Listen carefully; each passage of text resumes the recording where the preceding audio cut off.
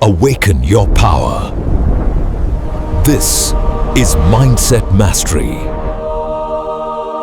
You think it's helping you, but it's not. It's quietly breaking you, piece by piece. That routine you swear keeps you balanced. That habit you call your escape. That person you keep defending because they mean well. You tell yourself it's fine. You tell yourself you need it. But deep down, you know something's off. Because not everything that feels good is good for you. And the scariest part? The things that destroy you the slowest are always the hardest to notice. Let's talk about it. See, most people don't fall apart overnight. They fall apart quietly, one tiny choice at a time.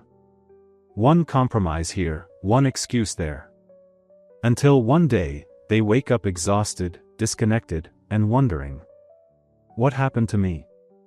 We love to believe we're in control. That as long as we're functioning, we're fine. But here's the truth. You can look perfectly okay on the outside and still be breaking inside. Because sometimes, what you think is helping you cope is actually keeping you stuck. Let me show you what I mean. But here's the catch. Comfort becomes your cage. Every time you numb the pain instead of facing it, you're teaching your mind that discomfort is dangerous. So you avoid it. You stop growing. You start running from your thoughts, your feelings, your truth. And that little escape that once felt harmless? It quietly steals your time, your focus, your drive. You stop healing because you keep avoiding the work. You think you're protecting yourself, but you're actually weakening yourself. Point 1, the habit that numbs you. You've had a rough day. You just want to switch off, scroll for a bit, watch something, grab a drink, escape. You tell yourself, it's just how I relax. And maybe at first, it does help. You feel lighter, distracted, comfortable. Point 2, the person who drains you. We all have that one person. The one who always needs us. The one who says, you're the only one who understands. You tell yourself you're being kind. You tell yourself, they'd do the same for me. But if every conversation leaves you feeling empty, if you're always the one fixing, listening, apologizing, that's not kindness. That's self-abandonment. Real love doesn't drain you. It builds you. Sometimes, the most loving thing you can do is stop letting people use your strength as their emotional crutch. You think staying is helping them, but it's quietly breaking you.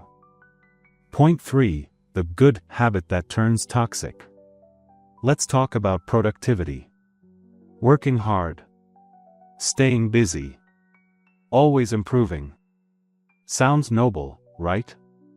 But when rest feels like guilt, and slowing down feels like failure, you've crossed a line. Because obsession hides behind discipline, and control hides behind consistency. You say, I just want to be my best. But your best doesn't mean burned out.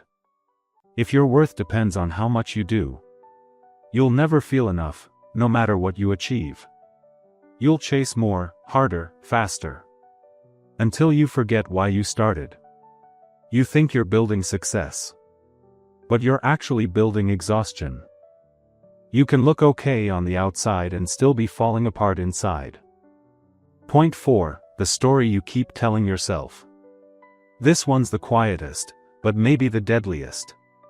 It's that voice that whispers, I'm just not that kind of person. I'll always struggle with this. It's too late for me. You repeat it so many times, it becomes your truth. And every time you do, your potential shrinks a little more. You're not broken. You're just stuck in an old story. And the more you believe it, the less you try to change it.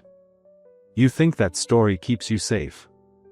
But really, it's the prison you built to avoid disappointment.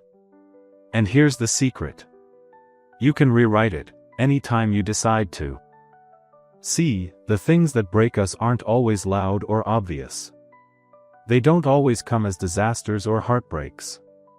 Sometimes, they come disguised as comfort.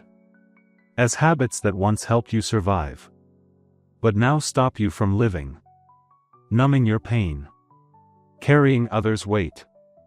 Overworking yourself. Telling small lies to stay safe. These are the quiet destroyers of strength. So if any of this feels uncomfortably familiar, good.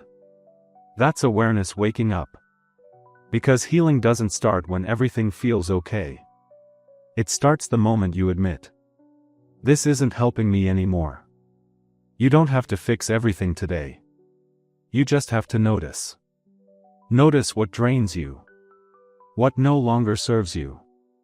What feels safe, but makes you smaller. And then, choose different. Replace distraction with reflection. Replace people who drain you with people who lift you. Replace guilt with grace. Replace fear with honesty. It's not easy. But strength never comes from easy. It comes from truth.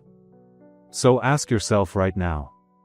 What am I doing, believing, or holding on to? That I think is helping me, but is actually breaking me? Write it down. Face it. Change it. Because when you do, you'll feel something you haven't felt in a long time. Peace. Not the fake kind that hides pain. But real peace, the kind that comes when you stop lying to yourself. If this message hit you, tell me in the comments what part spoke to you the most. Because if you felt it, that means you're ready to grow through it.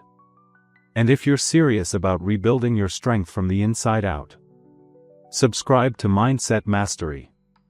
Your healing starts now.